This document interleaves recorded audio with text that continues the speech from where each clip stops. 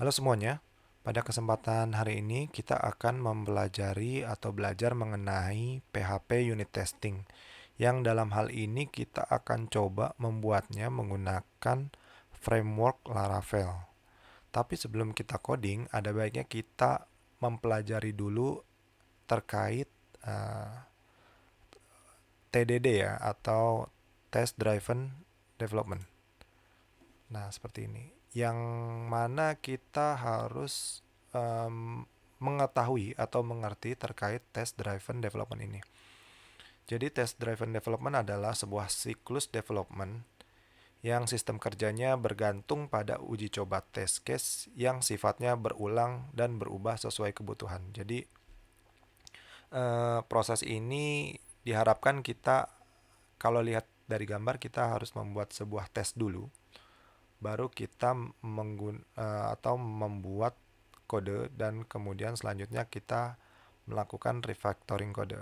Yang artinya begini, misalkan kita akan membuat sebuah proses pembuatan produk yang mana di situ ada nama, ada jumlah, ada eh, harga. Nah, itu sebelum kita melakukan proses development atau pada production code, jadi kita harus membuat testingnya terlebih dahulu. Jadi kemungkinan-kemungkinan apa aja sih yang mungkin timbul pada proses create produk tersebut. Misal, eh, kita akan membuat tes terkait produk, atau membuat produk itu sukses ya ketika di input gitu. Yang kedua, misalkan kita membuat test case terkait produk itu mungkin kena validasi pada bagian price, karena yang di input adalah tipenya string. Atau mungkin bisa jadi ada error typo ya terkait penulisan nama kolom yang memang akan kita input pada database. Nah, test case tersebut yang nantinya akan kita buat sebelum kita melakukan coding pada production code. Seperti itu. Nah, cara implementasinya seperti apa sih TDD ini pada unit test? Jadi, yang pertama kita bagi menjadi 3 fase. Yang pertama fase red, fase ya, atau fase merah gitu. Jadi, pada fase ini kita akan membuat sebuah unit test, dan tes tersebut yang normalnya atau seharusnya memunculkan result gagal ya, atau fail, yang nantinya akan ada warna merah ya untuk uh, test case yang gagal ini. Jadi kenapa harus gagal? Karena test case ini implementasi awalnya adalah tidak menambahkan production code ataupun uh, apa namanya, mengimplementasikan kode-kode yang memang sudah ada pada production code. Jadi diharapkan pada red fase ini test case ini wajib gagal ya.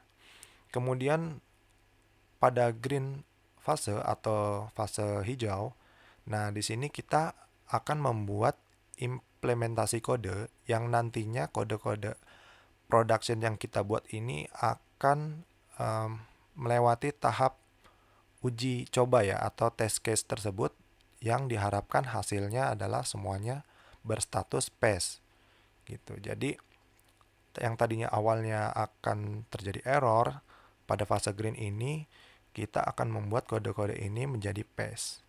Nah, ketika semuanya sudah pass atau unit test case atau kemungkinan-kemungkinan case yang ada sudah lolos semua, nah selanjutnya developer ini bisa melakukan refactor kode pada production kode yang telah dia buat. Jadi sebenarnya fase refactor ini tidak wajib, karena memang tidak semua mungkin ya production kode itu bisa di refactor.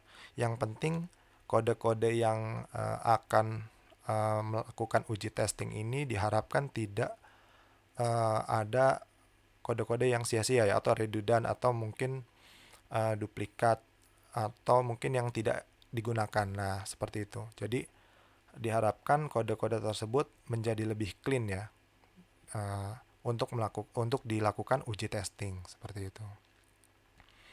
Nah, kalau cycle-nya kita bisa lihat seperti ini ya. Yang pertama write a test that file. Jadi kita harus membuat test dan hasilnya harus gagal.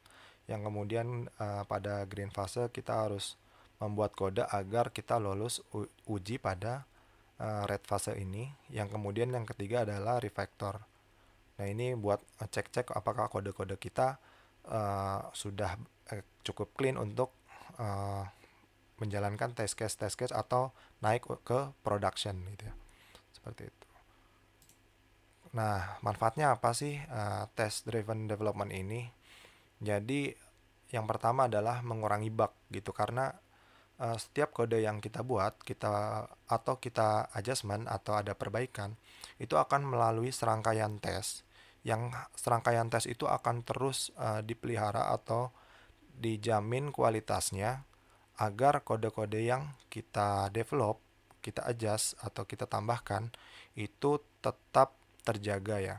Artinya tidak akan ada bug karena sudah melalui uji testing ya.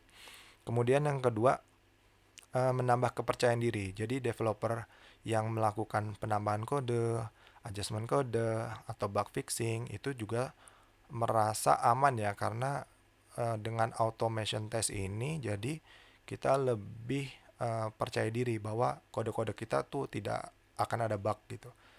Uh, Kalaupun ada bug itu test case-nya kita akan update lebih jauh, akan lebih banyak ya kemungkinan-kemungkinan yang akan terjadi, dan ya akan menambah kepercayaan diri lah kalau misalkan kita akan deploy ke production gitu. Yang kemudian yang ketiga, mudah dalam tracking error ya, karena eh, pengujian yang kita buat test case-nya nantinya akan banyak ekspektasi-ekspektasi yang mungkin eh, apa ya namanya tidak terpikirkan sebelumnya, tapi akan masuk dalam uji testing seperti itu. Kalaupun nanti ada error, jadi kita lebih gampang memperbaikinya gitu. Yang keempat adalah kualitas kode yang baik. Jadi karena kita ada fase namanya refactor, yang dimana ada beberapa kode yang memang kita bisa clean, kita bisa perbaiki untuk lolos uji tes tersebut. Jadinya kode-kode yang kita punya akan menjadi lebih baik ya, seperti itu. Lalu ada yang bertanya, kenapa nggak nulis kode dulu baru kita bikin testing? Nah, ini ada beberapa kelemahan ya terkait menulis kode production dulu baru kita membuat testingnya gitu. Jadi yang pertama adalah over engineering. Jadi misalkan kita sudah membuat kode production, kemudian kita baru membuat tes gitu. Ternyata pas kita bikin tes, ternyata production kode yang kita tulis itu lebih apa ya namanya, lebih kompleks gitu ya, lebih sulit gitu. Jadi test case yang harus kita buat juga akan lebih agak sulit gitu untuk mengikuti pada production code dibandingkan tes terlebih dahulu baru membuat production code gitu. Kemudian kode yang kita tulis sulit untuk dites. Jadi ya kita harus menyesuaikan yang tadi ya, kode yang kita buat dengan automation test. Jadi bukan production yang mengikuti tes, tapi tes yang harus mengikuti production, itu akan lebih sulit sih.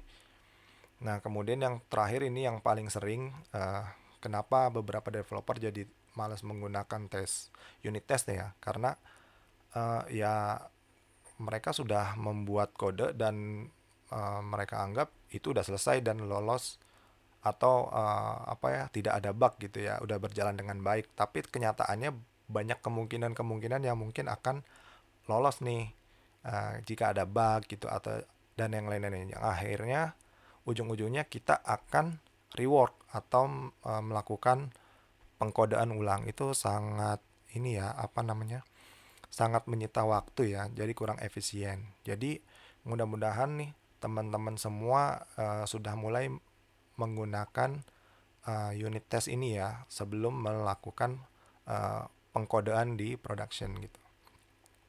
Jadi untuk pengetahuan terkait TDD sampai sini dulu.